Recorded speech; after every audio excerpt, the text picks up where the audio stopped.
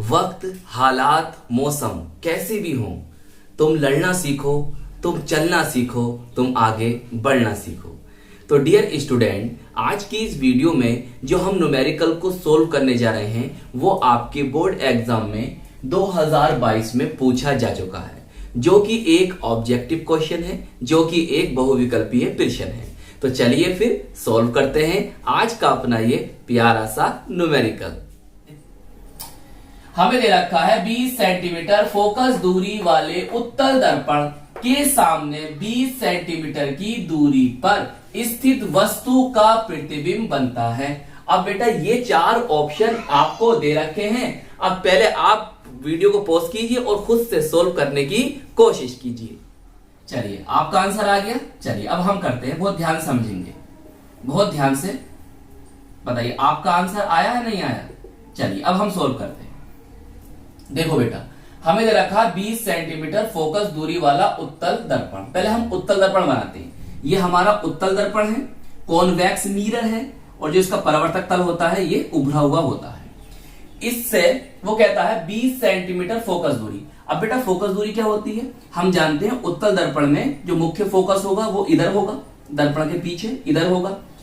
तो ध्रुव से लेकर मुख्य फोकस तक की दूरी, ध्रुव से लेकर मुख्य फोकस तक की जो दूरी होती है वो कहलाती है फोकस दूरी। और कितनी दी है हमें दी है सर 20 सेंटीमीटर। हमने यहां पे लिख दी 20 सेंटीमीटर। इतनी बात समझ में आई। चलिए आगे चलते हैं कि फिर लिखा है उत्तल दर्पण के सामने 20 सेंटीमीटर की दूरी पर। अब उत्तल दर्पण के सामने, तो उत्तल दर्पण आपका ये है, इसके सामने कितने 20 सेंटीमीटर की दूरी पर कोई वस्तु रखी है। हमने वाली वस्तु ये है, आप नाम देना चाहो तो नाम दे दो, ए भी दे दो, सही है। तो उत्तल दर्पण के सामने 20 सेंटीमीटर की दूरी पर कोई वस्तु रखी है। चलिए हमने इसकी बात मानी और यहां पर ये डायग्राम में आपको दिखा दिया। फिर वो क्या कहता है 20 सेंटीमीटर की दूरी पर स्थित वस्तु का प्रतिबिंब। अब जो ये 20 सेंटीमीटर की दूरी पर स्थित वस्तु है, इसका प्रतिबिंब कहां बनेगा। अब इन चार ऑप्शन में से कोई एक सही होगा। चलिए हम सोल्व करना शुरू करें। बताओ ये समझ में आया नहीं आया, समझ में आया नहीं आया। बेटा ऑब्जेक्टिव क्वेश्चन है, लेकिन आपसे वो आंकिक प्रश्न भी पूछ सकता है, समझ रहे हो। तो इस तरह से आपसे ये डायग्राम तो बनाने आने चाहिए, किरण आरेख तो बनाने आने चाहिए। चलिए हमें फोकस दूरी दे दी F = +20 सेंटीमीटर। चाहे ऐसे लिख दो, चलो मैं ऐसे ब्रैकेट में लिख रहा हूं, सही है। बच्चे कंफ्यूज होते हैं क्या लिख दिया, ऐसे भी लिख सकते हो, ऐसे भी लिख सकते हो। अब आप कहोगे सर आपने प्लस में क्यों ली। चलिए आइए समझिए, इधर आओ, बहुत ध्यान समझो। इधर देखो बेटा, इधर को आप जब जा रहे हो तो ये आपतित प्रकाश किरण इधर की ओर है। तो जब जो चीज आपतित प्रकाश किरण की दिशा में मापोगे, नापोगे, तो वो आ गई पॉजिटिव। तो आपकी जो फोकस दूरी है हम कहां से नापते हैं, ध्रुव से। तो इधर से इधर नाप रहे हैं, और आपतित प्रकाश किरण भी कहां जा रही है, इधर से इधर की ओर, इधर से इधर की ओर जा रही है। तो दोनों की दिशा एक सी है, तो इसका मतलब ये पॉजिटिव में आ गया, सही है। चलिए आगे देखो, वस्तु की दूरी लिखेंगे हम बेटा U = -20 सेंटीमीटर। ऐसे लिख लो चाहे ऐसे लिख लो। अब आप वो सर आपने नेगेटिव क्यों कर दी, आइए समझिए। बेटा देखो, मैंने बताया कि आपतित प्रकाश किरण इधर की ओर जा रही है। आप इसकी दिशा में जो दूरी मापोगे वो पॉजिटिव में आएंगी, और इसकी विपरीत दिशा में मापोगे तो नेगेटिव आएंगी। हम दूरी दर्पण में मापते कहां से, ध्रुव से। हमने ध्रुव से इधर की ओर मापी तो पॉजिटिव आई, सही है। और देखो ध्रुव से हम इधर की ओर मापेंगे, इधर की ओर, और आपतित प्रकाश किरण इधर की ओर, और तुम माप रहे हो, नाप रहे हो इधर की ओर, ऐसे ऐसे, तो काहे में आ गई, नेगेटिव में। आपतित प्रकाश किरण की दिशा में पॉजिटिव में, और आपतित प्रकाश किरण के विपरीत दिशा में नेगेटिव में।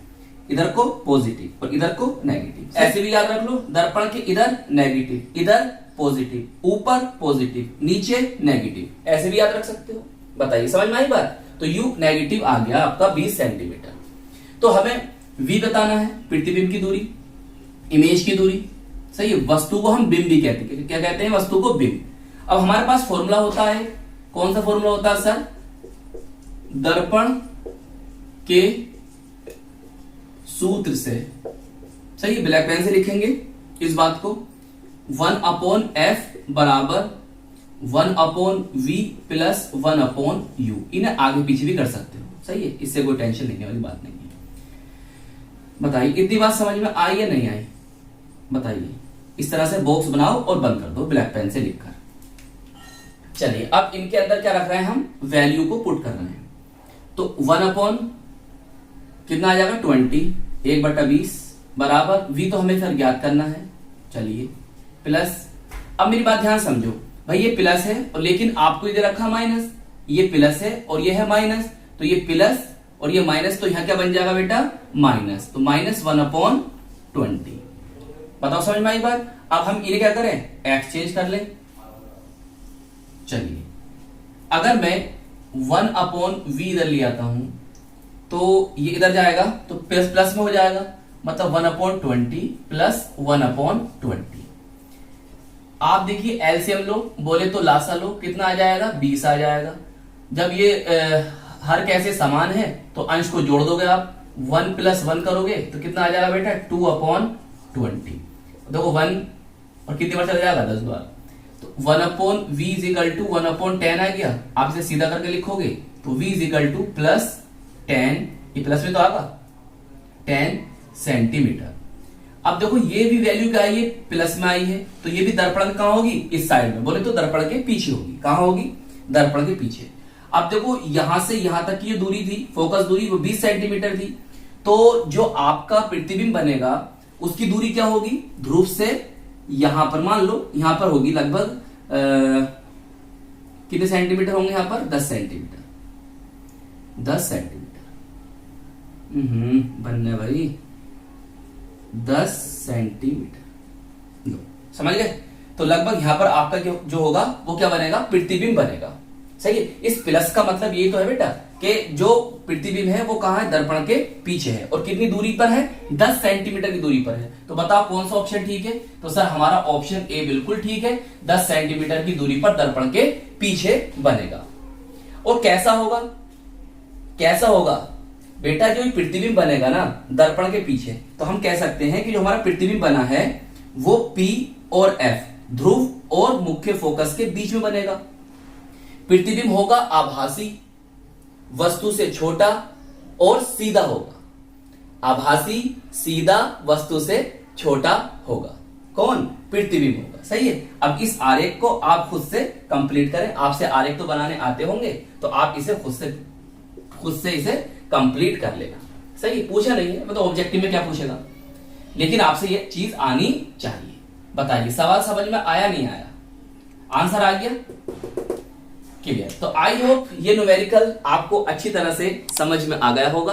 और अपना ख्याल रखिएगा, खूब मेहनत से पढ़ाई करते रहिएगा और हम मिलेंगे आपको इसकी नेक्स्ट वीडियो में।